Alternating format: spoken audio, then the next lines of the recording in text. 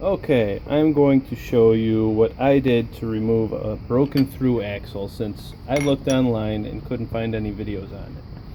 So I broke my through axle, as you can see right here. That broke off at the threads.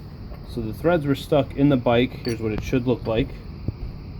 And that was holding the wheel on. So even though this came out no problem, the wheel was still stuck on the bike, threaded on partially, and it was a lot of trouble to get off. So what I did, first I started with a drill bit here that I could put in without trying to strip the threads, hopefully just big enough that it could catch, and maybe if it would bite it would unscrew it, and that didn't work. I got nervous that I was going to wreck the threads. It wasn't really biting like I had hoped. It only seems to do that when you don't want it to.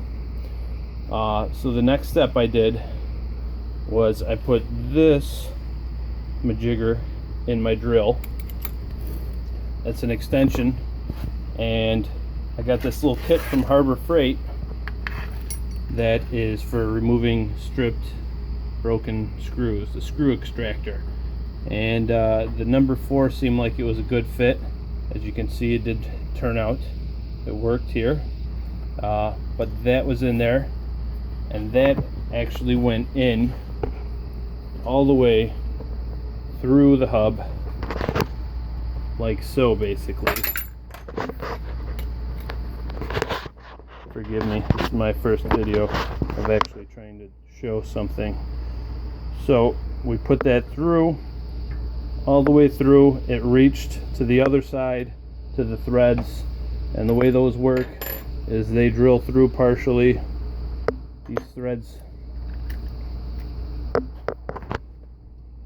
These threads will drill through partially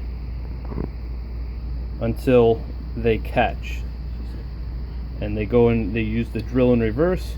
Once it catches in the screw head or the screw, and then as you back it out, it unscrews it, removing the threads as such. So that's jammed down there right now. I got to take some pliers and pry that off, but that removed it.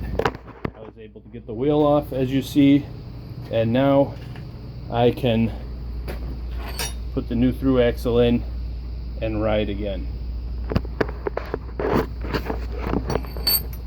Hope you like this video.